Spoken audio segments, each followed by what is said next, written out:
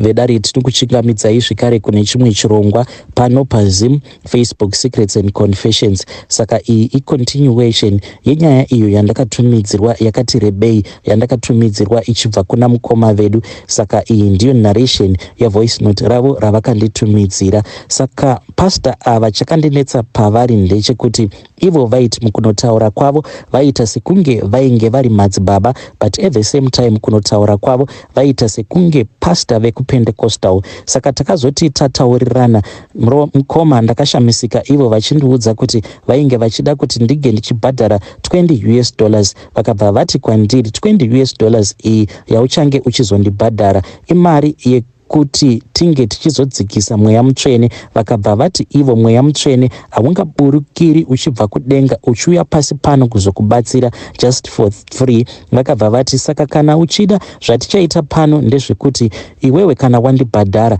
then mweya mutsvene uchauya then wobva wazogara pandiri. Ndobva ndazowana simba rekuti ndinge ndichizokuprofita, ndichizokuudza zvose izvo zvakakanganisika muupenyu hwako. Mukoma ndakabva ndazobvumirana navo pastor ava ndokubva ndazovapa $20 iyo yavainge vachida. Ndakati ndavapa $20 yavainge vachida, vakabva vazoti zvino ndava kuda kutanga kukunamatira. Vakabva vazotanga kundinamatira zvavo. Vakati vava kundinamatira ndokubva vazoti kwandiri ndiri kuona. Vakabva vatanga kundiudza kunyangwe chipfeko changu chemukati chandainge ndakapfeka, boxer short iro randainge ndakapfeka musi iwoyo, vakatondiudza kala yaro boxer short iroro. Mukoma vakati vachindiudza zvose izvi ndega ndakashokeka. Vakabva vazotanga kundiprofita vachindiudza zita rangu, vakandiudza zita raamai vangu. Vakabva vanditi iwewe handiti unonzi Ningi, surname yako inonzi Ningi. Vakabva vati handiti iwewe zita raamai vako vanonzi Ningi, zvekare nemutupo wavo vanonzi Ningi. Then ndakati ndaona kuti pastor ava vainge vachiona zvose izvo zvainge zviri mumweya. Ndakabva ndafara ndikaona kuti panapa ndainge ndawana ruponeso rwangu. Mukoma uyu pastor uyu akabva azondiudza kuti isusu vanhu vanhasi chatisinganzwisise ndechekuti zvaiitika mubhaibheri ndo zvinofanira kuti zvinge zvichiitika munguva ino yatiri kurarama. Pastor vaya vakabva vati munguva yevanhu vainge vachirarama mubhaibheri hanzi vanhu vaiwanzokuita masacrifices, asi isusu inhau yekuti hatinzwisisi bhaibheri and hatinzwisisi kuti bhaibheri racho rinomboti kudii. Saka bhaibheri rinotoda munhu akashinga, munhu anokwanisa kuzoitawo masacrifices kana kuri kunzi nguva yake yekuti ange achiita masacrifices inenge yakwana. And pastor ava vakabva vati kwandiri chamusinganzwisisi vanhu ndechekuti munongoda kuti Mwari vange vachikubatsirai mahara. Manje Mwari havabatsiri munhu mahara. Kana uchida kubatsirwa naMwari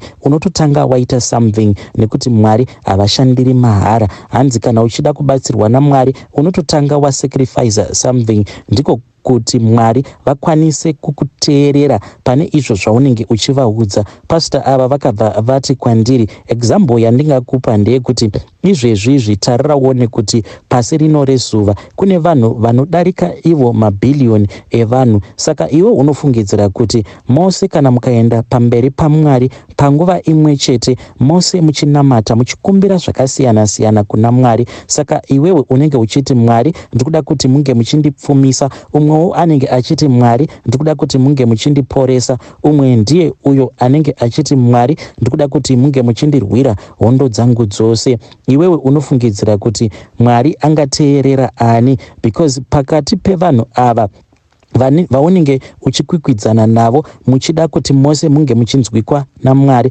pane umwe uyo anenge atosacrifica izvo zvaanenge asacrifica. Umwe ndiye anenge atengera pastor vake motikari, umwewo ndiye anenge atengerawo kana anotambura chaanenge akumbirwa. Saka iwe unofungidzira kuti angatanga kudayirwa naMwari, angatanga kupiwa mhinduro yake naMwari ndiani? Mukoma, for the first time ndakabva ndaona kuti zvose izvo zvandainge ndichiudzwa napastor ava ndiro rainge riri gospel rechokwadi, kwete gospel iro ratakakura tichiudzwa. Ndakabva ndaona kuti ichi ndo chainge chiri chokwadi mukoma. Ndakabva ndati hongu ndiri kukwanisa kunzwisisa. Ivo vakabva vati zvino zvawanzwisisa vhangeri iri uchakwanisa here kupirawo chipiro chako chakarurama kuna Mwari? But ndakabva ndati zvino nhaye munhu waMwari, imimi mataura zvekuti vamwe ndivo vanopa mapastors motikari, vamwe ndivo vanodoneta kune vanhu vanotambura as a form of sacrifice.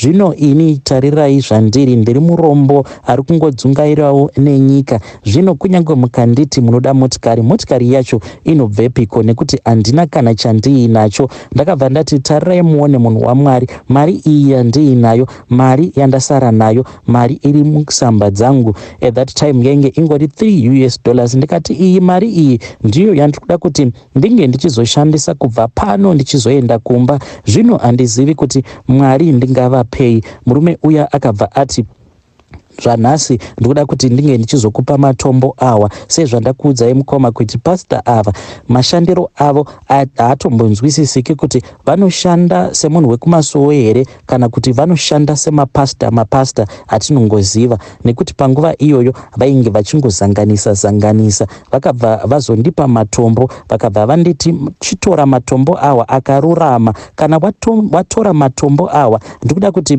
unge uchizoenda nawo kumba kwako. Kana wazosvika kumba kwako wobva wazotanga kugeza, but paunenge uchigeza paya ndikuda kuti unge uchizotora mvura inenge ichitonhora, mvura inenge isina kana kumbogara yadziiswa, inenge yabuda mutepi. Wobva watora matombo ako wobva waisa mubhaketi imomo. Asi ndikuda kuti kana wava kuda kushandisa munamato uyu usazoshandisa sipo, ndapota. Ende kana wapedza kugeza ndikuda kuti unge uchizoburitsa dombo rimwe chete. Unofanira kuti unge uchizorisiya mubathroom imomo, mubath umo maunenge wageze uchigeza munamato uyu. Ende kana wazobuda mubathroom ndikuda kuti unge uchizotarisa kumavirira. Kana zuva rava kunonyura ndipo pandakanzi ndaifanira kuti ndinge ndichizogeza ipapo kana zuva rarereka rava kunovira. Saka vakabva vanditi zvandinenge ndichida kuti unge uchiita ndezvekuti unozotora vakabva vati zvandinoda kuti unge uchiita ndezvekuti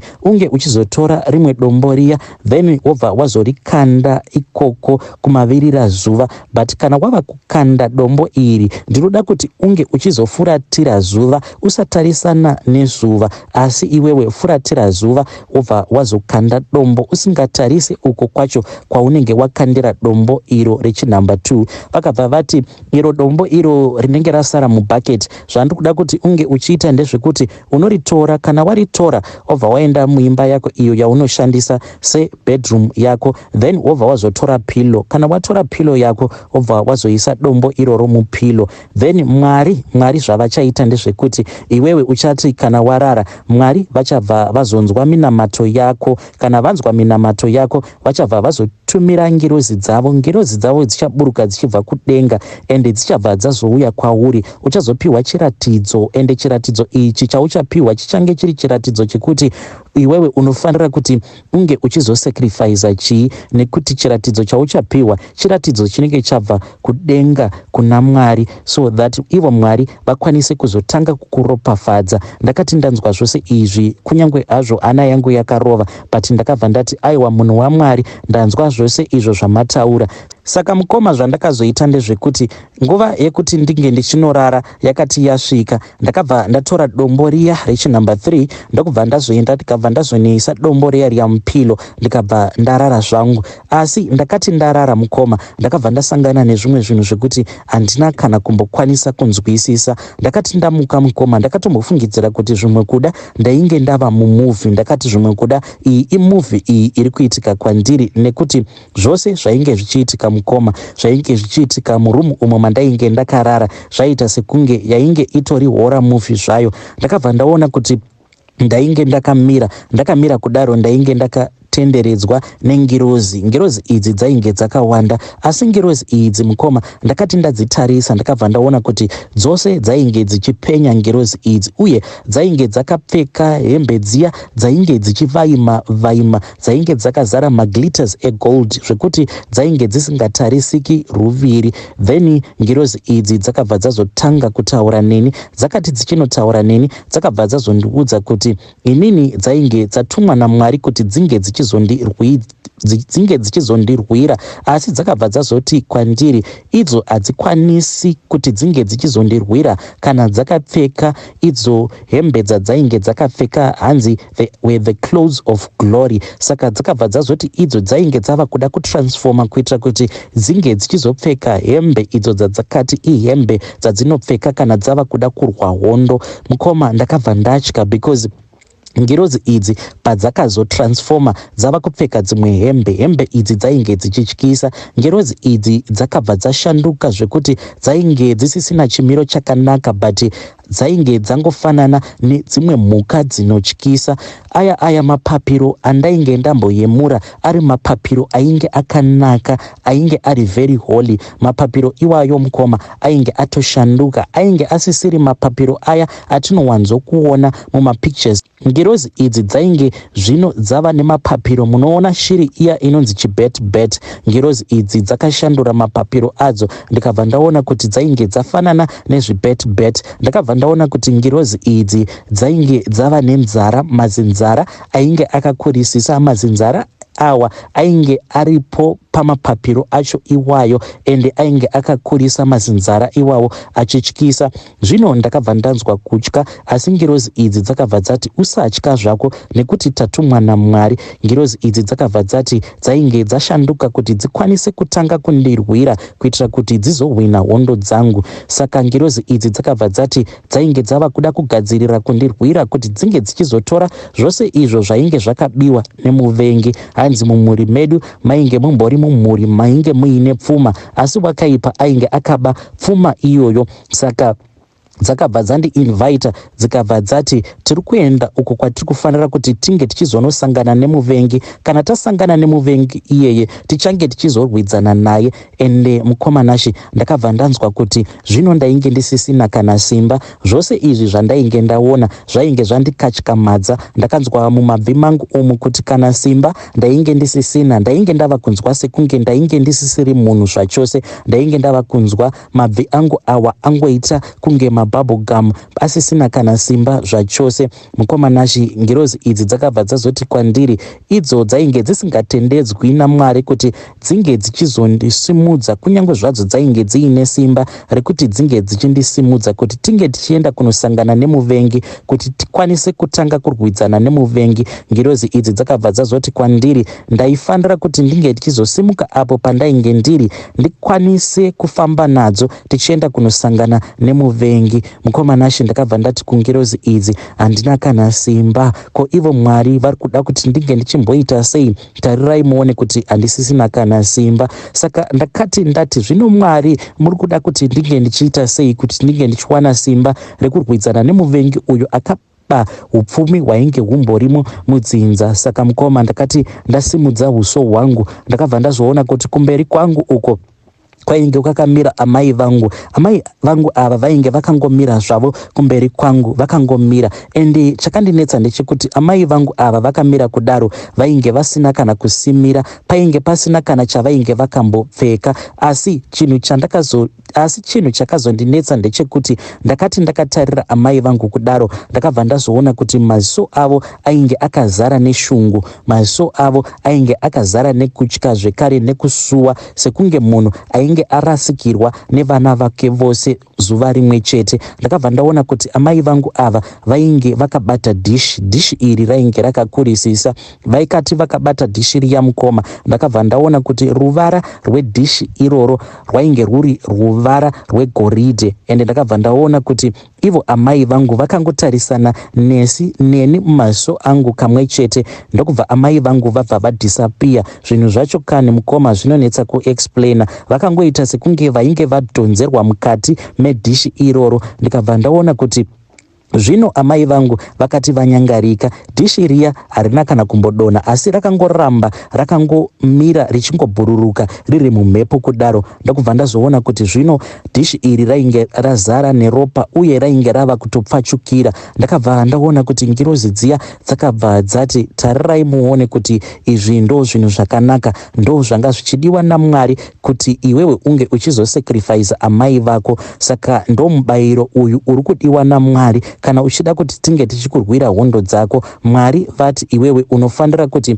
unge uchizosacrifice amai vako. Mukoma ndainge ndichinzwa kutya, but mukunotya kwangu sezvo ndainge ndiri munhu ainge awira pasi asisina kana simba, apa ndichizvikudza kuti ndikuda kurwa nemuipi kuti ange achizodzosa zvose izvo zvaainge akabira madzibaba angu. Ndakabva ndati regedzai ndinge ndichingorwa hondo idzi. Ndikabva ndati kungirodzi dziya, aiwa zvakanakai, kana muchikwanisa henyu kutora upenyu hwaamai vangu, torai upenyu hwaamai vangu. Ndakati ndichingonoti torai henyu upenyu hwaamai vangu, mukomanachi ndipo pandakabva ndamuka. Ende ndakati ndamuka mukoma, ndakabva ndaona kuti muspare bedroom mangu imomo mainge muine chibet ichi mukoma handitombozivi kuti chakabva nepi, but chainge chichingobhururuka chirimo muspare bedroom mangu imomo chichitadza kubuda. Ende kuti nditi chakapinda nepai ndakatadza kana kuziva, nekuti ceiling yacho yainge isina kana pakabouka.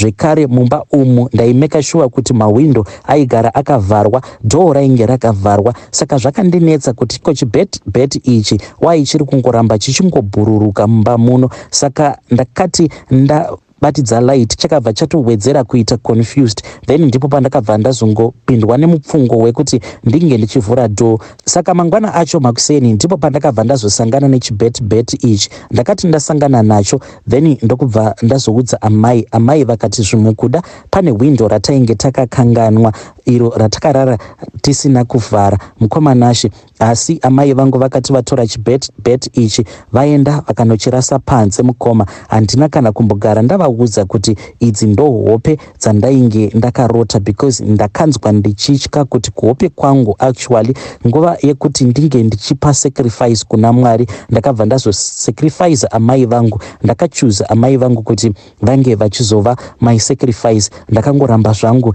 ndakanyarara. Hey vedare, iyo ndo part 2 kuma voice notes awo andakatumidzirwa namukoma vedu. Ndichadzoka zvekare nepart 3 yenyaya yavo.